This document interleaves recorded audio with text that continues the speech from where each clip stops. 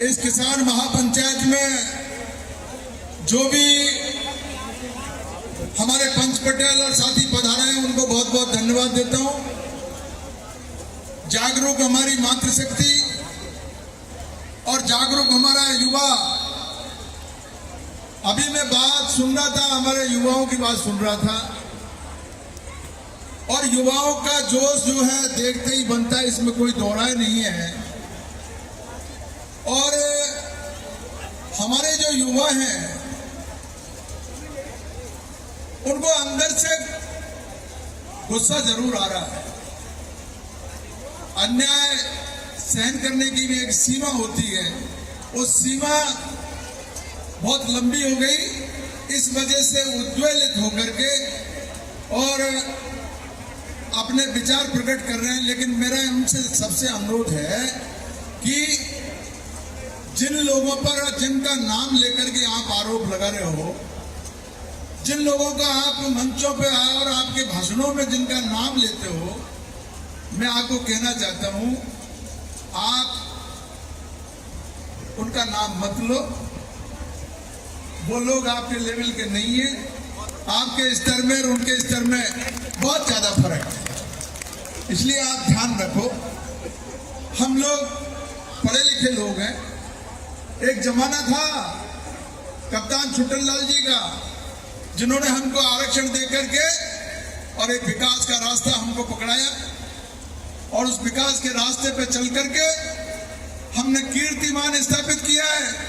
इस राजस्थान में अगर किसी जाति ने अगर कोई कीर्तिमान स्थापित किया है तो बीणा जाति है, बीणा जाति है, बीणा जाति है।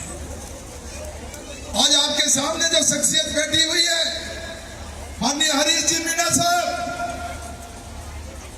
माननीय नमो नारायण जी मीणा साहब, जिन लोगों ने 35 साल तक काजल की कोठरी में रह करके काम किया, पुलिस का काम किया, पुलिस के डीजीपी रहे, एसपी से लेकर के विभिन्न पदों पर काम किया राजस्थान में।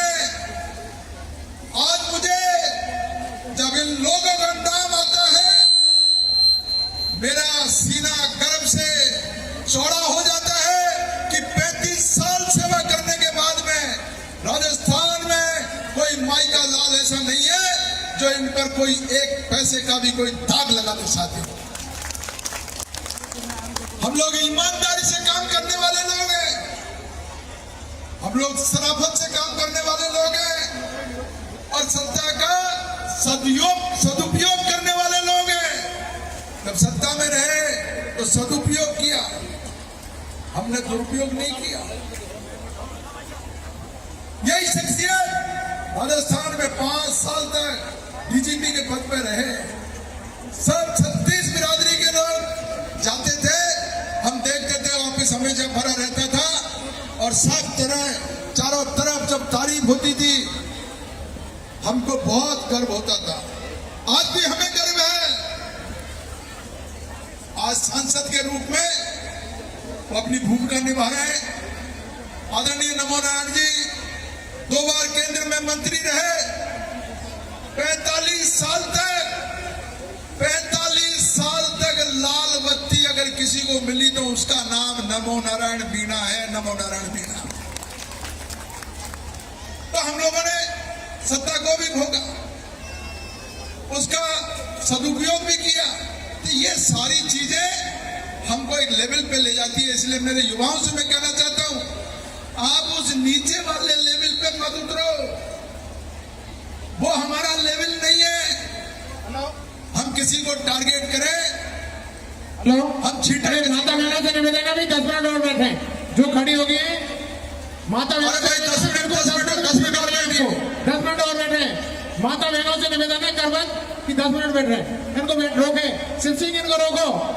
ये गैलरी जो माता बहन है इस बात का, जैसा कि मुझे मंच से अभी आदेश हुआ कि भाई ये बताओ पांचना का पानी कैसे मिलेगा, पांचना का पानी नहरों में कैसे खुलेगा। तो मैंने आपको संक्षिप्त में आपको कहना चाहता हूं राजस्थान हाईकोर्ट से 5 नाक के खोलने का आदेश जारी हो चुका है और आज हमारी जो कोई लड़ाई है वो सरकार से है। सरकार को हम कहना चाह रहे हैं कि आप हाईकोर्ट के आदेश की पालना करिए। अब हाईकोर्ट के आदेश की पालना करने में सरकार हिचकिचा रही है, तो हम लोगों ने फिर आगे का रास्ता तय कर रखा है और कानून के ज्ञाता जिन्होंने पूरा प्रशासन चलाया, पुलिस चलाई, वो हमारे बीच में उनका अनुभव लेंगे, उनकी बात सुनेंगे, उनसे सलाह लेंगे, उनसे मशवरा करेंगे और फिर उसके बाद में हमने कमेटी तय कर रखी है। देख लो, मैं आपको फिर एक बहुत स्पष्ट कहना चाहता हूं, हमने खंडीव गांव की एक कमेटी तय की हुई है और उनको ये निर्देश दिए हुए हैं, कमांड एरिया के सब गांवों से आप 2-2, 4-4 आदमी अपने लेकर के कमेटी बना लीजिए और इसके साथ में क्या हमें रणनीति अपनानी है, क्या हमें रूपरेखा तय करनी है। ये जो भी कोई आदेश मिलेगा वो आदेश हमारी कमेटी से मिलेगा।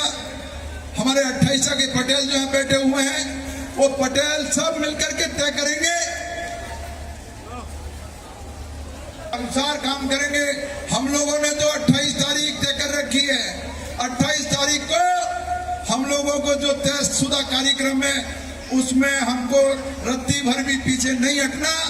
इससे पहले अगर कोई प्रोग्राम बनता है, इससे पहले अगर हमारी कमेटी तय कर देगी, निर्देश दे देगी, तो मैं आपको ये भरोसा दिला रहा हूं, हमारा युवा और सारा कमांड एरिया आपके आदेश की पालना करेगा और जैसा आप आदेश दोगे उसको हम लोग लागू कराएंगे। आज हम लोगों को हमारे सांसद साहब के विचार जानने हैं, उनसे मैं आग्रह करूंगा कि वो आए, हमें दिशा निर्देश दें और ये जो बहुत जन सैलाब, ये किसान महापंचायत तो रही नहीं, ये तो जन सैलाब हो गया।